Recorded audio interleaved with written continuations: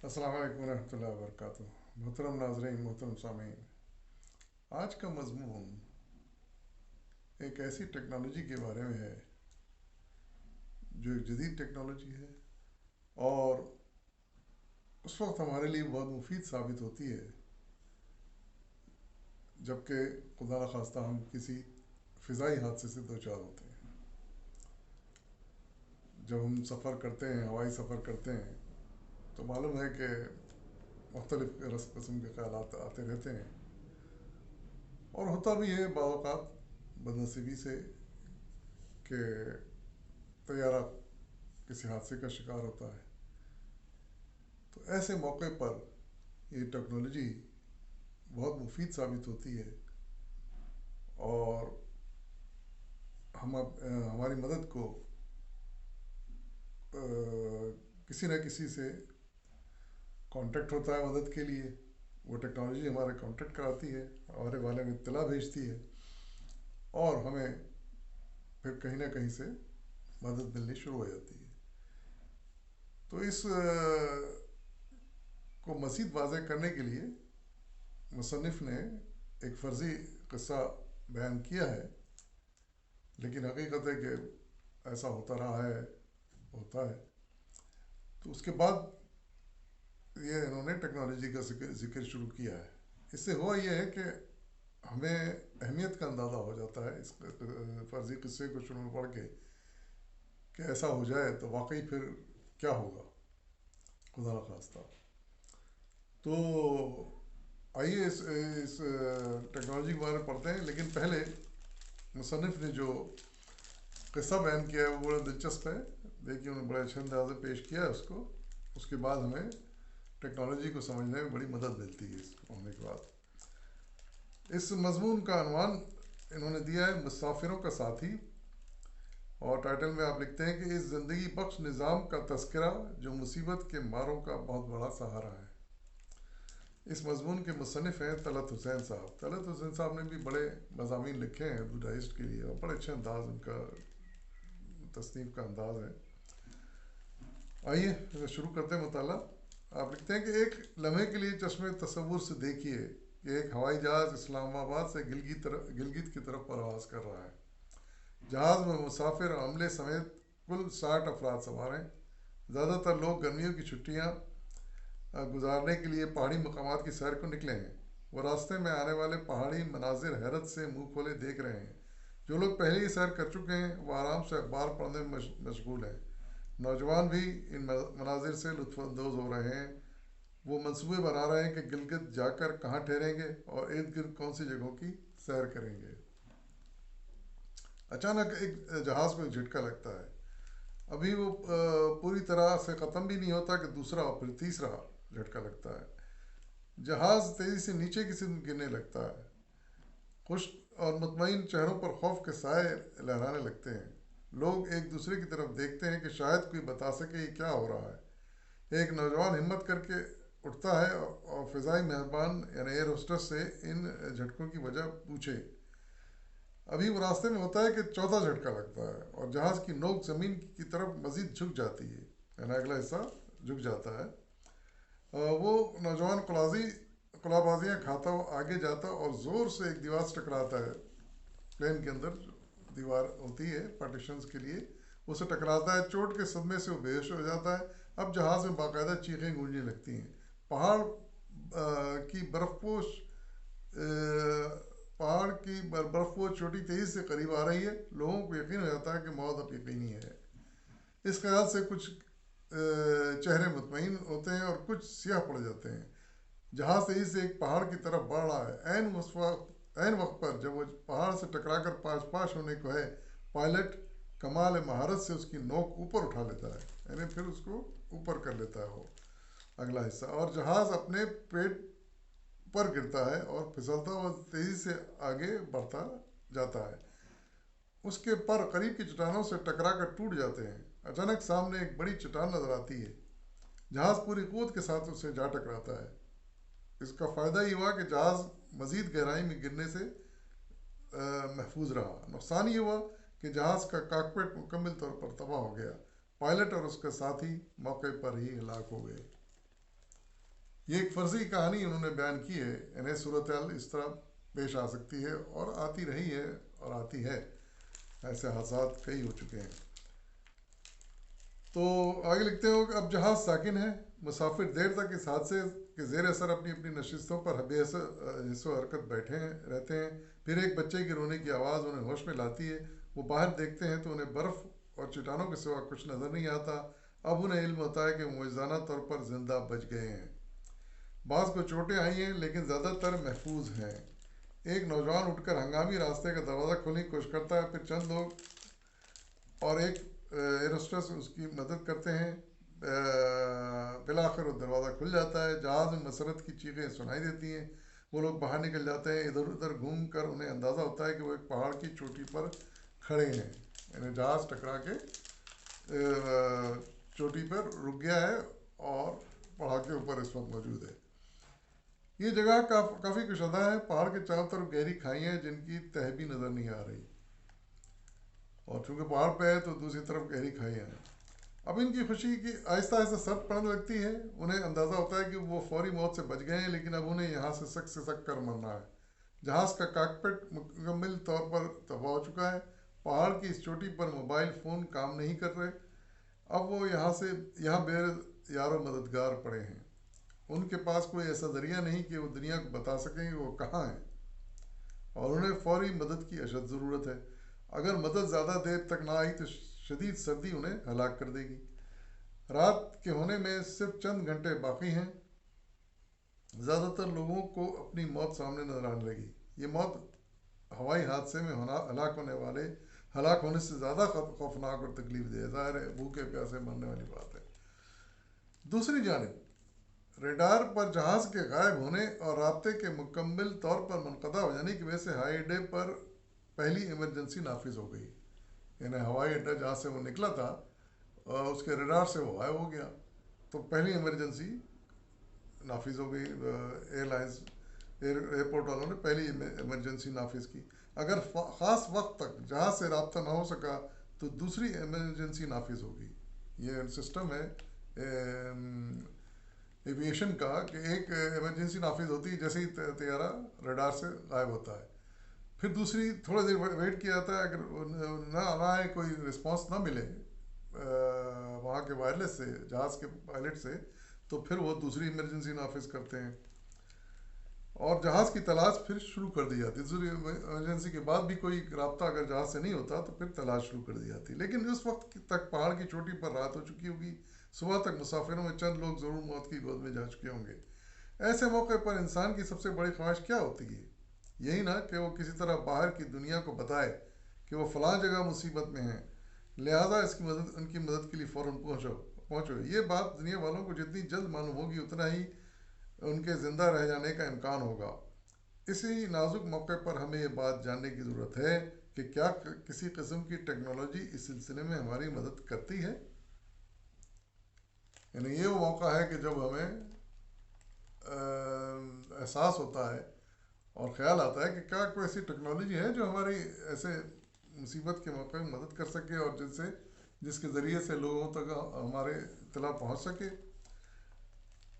اس سال خوش نصیبی سے اس کا سوال کا جواب ہاں میں ہے، یعنی واقعی ایسی ٹیکنالوجی ایجاد ہو چکی ہے جو باہر کی دنیا کو ہماری لوکیشن بتا سکے۔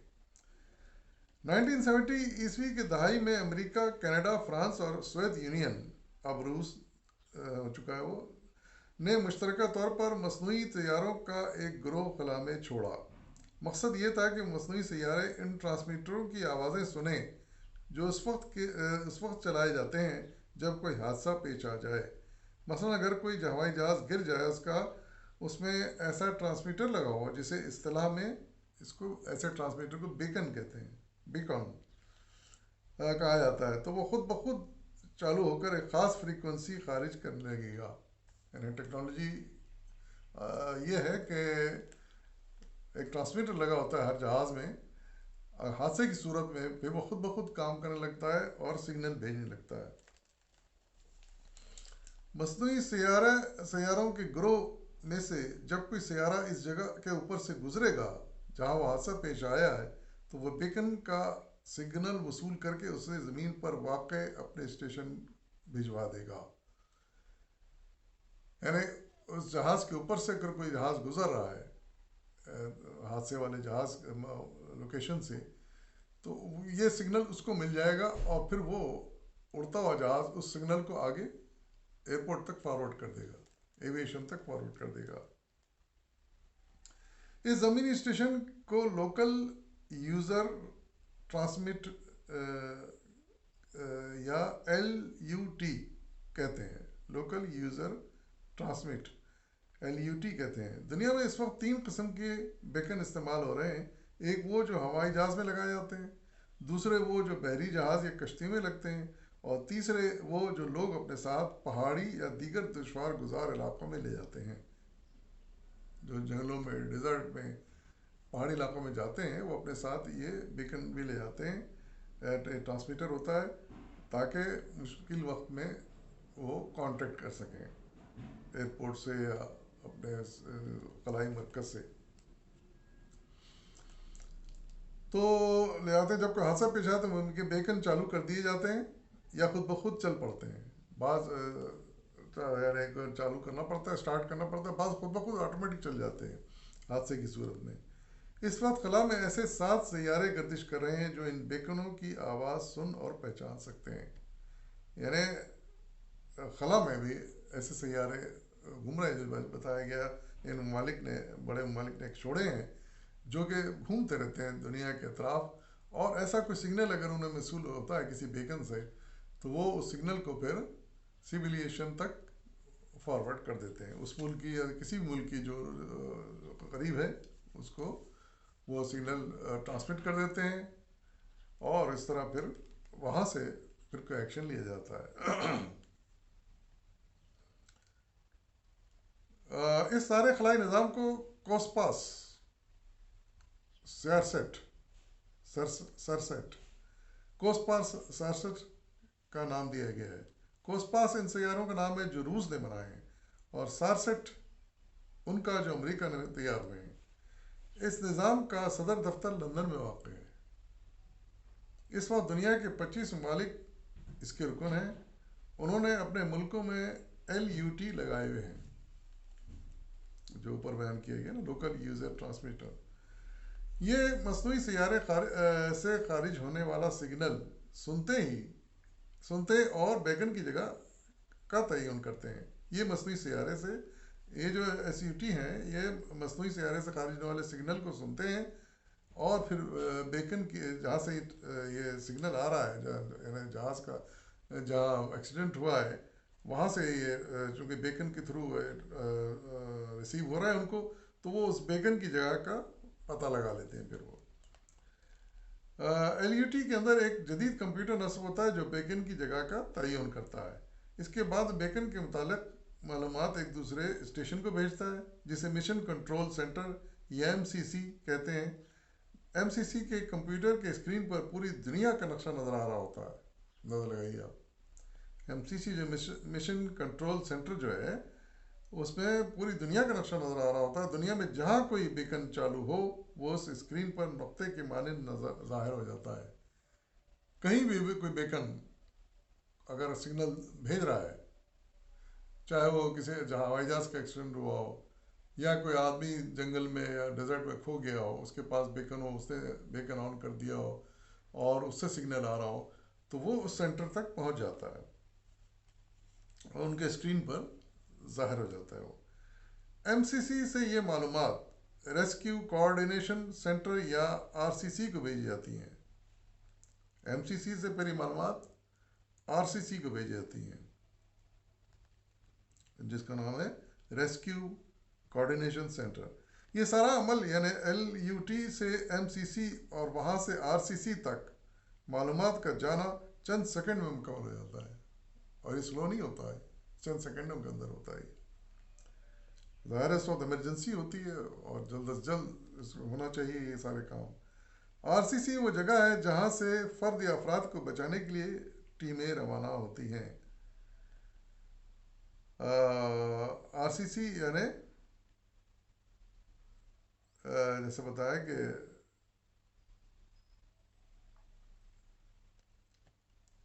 ریسکیو کوآرڈینیشن سینٹر، وہاں سے پھر ٹیمیں روانہ ہوتی ہیں. جب انہیں پتہ چل جاتا ہے کہ کہاں یہ سگنل آ رہے ہیں، بیکن کہاں ہے، تو وہ وہاں کے لیے ٹیمیں روانہ کر دی جاتی ہیں، چاہے دنیا میں کہیں بھی ہو. بیکن کے چالو ہونے اور RCC تک معلومات پہنچنے میں زیادہ سے زیادہ 1 گھنٹہ لگتا ہے. یعنی سارے پروسیس میں زیادہ سے زیادہ 1 گھنٹہ لگتا ہے. اتنا وقت لگنے کا امکان بھی اس صورت میں ہے جب عین اوپر سے کسی سیارے کے گزرنے کے وقت بیکن چالو کیا جائے گا. اگر اگلا سیارہ اب 45 منٹ کے بعد آئے گا. 2 سیاروں کے درمیان یہ زیادہ وقفہ ہے. یعنی وہ جو سیارے ہیں جو خلا میں چھوڑے گئے ہیں، جو زمین کے اطراف گھوم رہے ہیں، ان کے درمیان تقریباً 45 منٹ کا وقفہ ہوتا ہے. تو اگر ایک سیارے سے مس بھی ہو گیا ہو سگنل، تو دوسرا سیارہ اس کو پکڑے گا اور آگے بھیجے گا. عام طور پر بیکن چالو ہونے اور RCC تک معلومات پہنچ جانے کے درمیان 20 منٹ کا وقفہ ہوتا ہے. یہ بات قابل غور ہے کہ کوسپاس اور سارسیٹ نظام کی بدولت نہ صرف بین دنیا کے بعد بہت جلد معلوم ہو جاتی ہے کہ فلاں ہوائی جہاز، بحری جہاز یا انسان مشکل میں ہے، بلکہ اس جگہ کا تعین بھی جاتا ہے تاکہ جان بچانے والی ٹیم کو ان تک پہنچنے میں آسانی ہو اور ضائع ہونے والا وقت بھی بچ جائے. جدید قسم کے بیکن میں ایک اعلیٰ GPS بھی لگایا جاتا ہے. اس کے ذریعے RCC کو حادثے کی جو جگہ بتائی جاتی ہے وہ اس سے زیادہ 500 میٹر دور ہو سکتی ہے. انسانی جان بچانے کا عمل جلد از جلد شروع کیا جا سکتا ہے اور جان بچانے والی ٹیم نہایت کم وقت میں اس جگہ تک پہنچ سکتی ہے جہاں واقعہ پیش آیا. GPS تو ہم استعمال کرتے ہیں آج کل، تو گاڑی میں استعمال ہوتا ہے GPS. موبائل سے ہم GPS آن کر سکتے ہیں اور کسی جگہ کا لوکیشن معلوم کر سکتے ہیں اور پھر اسی کے ذریعے سے اس کو فالو کرتے ہوئے ہم وہاں تک آسانی سے پہنچ سکتے ہیں. گراؤنڈ پوزیشننگ سسٹم کہلاتا ہے GPS. پاکستان میں بھی کوسپاس اور سارسیٹ کا ایک زمینی اسٹیشن موجود ہے. اسے پاکستان کی خلائی تحقیقاتی ادارے اسپارکو نے اپنے لاہور مرکز میں نصب کیا ہے. ہمارے یہاں پاکستان میں بھی ایک زمینی اسٹیشن موجود ہے اس کام کے لیے. اس اسٹیشن کو PLUT یعنی پاکستان لوکل یوزر ٹرمینل کہتے ہیں. یہیں ایک مشن کنٹرول سسٹم بھی ہے جسے پاکستان مشن کنٹرول سینٹر کہتے ہیں. یہ پاکستان، بھارت، مشرق وسطیٰ، چین، وسط ایشیا کی ریاستوں ایران، عراق، ترکی، بنگلہ دیش اور سری لنکا میں چالو ہونے والے کسی بھی بیکن کا سراغ لگا سکتا ہے. یعنی ان ملکوں کے لیے یہ جو ہمارے یہاں پاکستان میں لگا ہوا ہے یونٹ، یہ ان ملکوں سے سگنل وصول کر سکتا ہے. یہ بات یہاں ملحوظ خاطر ہے کہ بیکن 3 مختلف فریکوینسیوں پر کام کرتے ہیں، یعنی 406 میگا ہرٹز، 243 میگا ہرٹز یا 121.5 میگا ہرٹز.